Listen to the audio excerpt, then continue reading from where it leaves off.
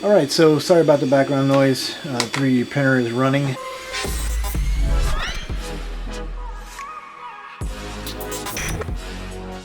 So another thing I forgot to mention is you always want to make sure that you get a food grade bucket. So if you're feeding your chickens or any animals, make sure you get a food grade bucket. You want to make sure it's BPA free.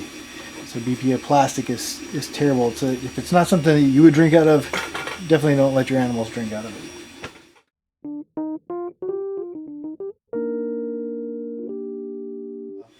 I purchased some of these little cups that the chickens peck on, and it'll actually drop water into the cup as they peck.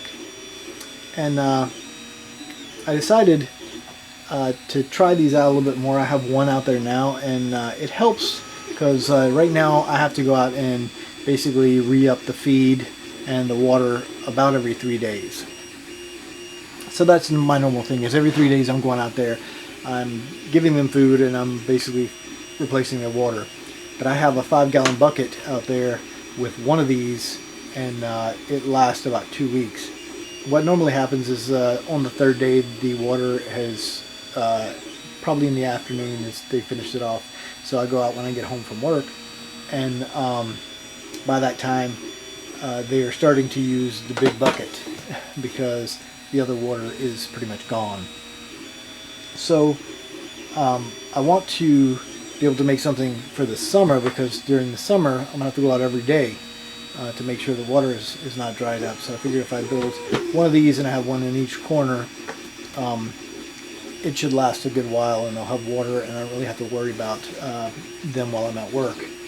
So I ended up picking up 4 of these cups, and what we're going to do is we're going to drill out these holes. So I marked this so that the cup actually will sit high enough that the cup won't hit the ground.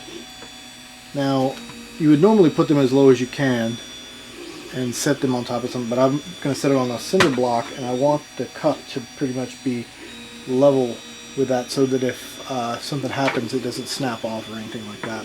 So that way they'll just hang like this. Now that means that this water from here down will not be used, but that's not a big deal because it's just like literally like I fill it all the way up. So not really worried about that. So you can put them wherever you want, but what I did was I measured out basically what I thought was pretty good for this. This will leave them enough space to be able to also kind of squeeze in. You know, normally only drinking 1 or 2 of them at a time are drinking. So I can put this on a cinder block in the corner of the run, and then I don't have to really worry about it. Now, one thing I did notice with the other one that I have is I actually need to take a board and put across the top and have it kind of stick out a little bit farther, so that if they sit on top of this, which they're going to do, they'll be on the lid, that if they do use the restroom, it will not go into the cups. So I'm going to have to put a board on top. So probably what I'll do is I'll cut a board and then basically have it come out a little bit and be kind of centered in the back so that it won't hit the wall. And then this can be pushed up into the corner. And then if they do get on top and they use the restroom, it won't go in the cups, and they can mess up the top, it'll be fine. And then I'll just drill it from here into the board. But so what I ended up doing was I got my drill bit, and basically it's just a little bit larger than the interior hole. And what that means is whenever you screw this in, it'll make a watertight seal. And it's got this little rubber grommet right here to kind of seal it up. Now you can put plumber's tape on it if you want, but you know, whatever. So I'm gonna go ahead and drill this out, and then we will put this together, and I'll show you what it looks like.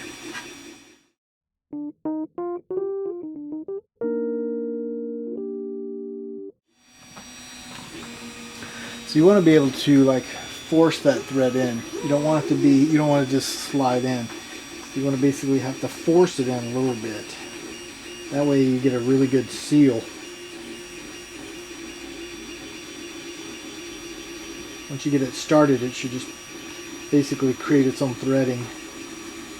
Bring it around one more time. And that is pretty much what it's going to look like. That way they're basically It's going to sit on the cinder block like that, and there's enough water for all the babies. So that's kind of what it's going to end up looking like. It should be good for a corner. Alright, so hopefully this helps somebody if you have chickens. This works good. I don't like the actual nipples that you would put on the bottom that they peck, because I've noticed that the center nipples actually start to drip. When they do, basically then you have mud. And that's something you don't want, because especially during the winter, you don't want the birds to get their feet wet, because that can cause frostbite. Alright, so watering bucket for the chickens is done. We'll have to put some water in it, take it out there, and get them hooked up. Other than that, we are done. You guys take it easy. Peace.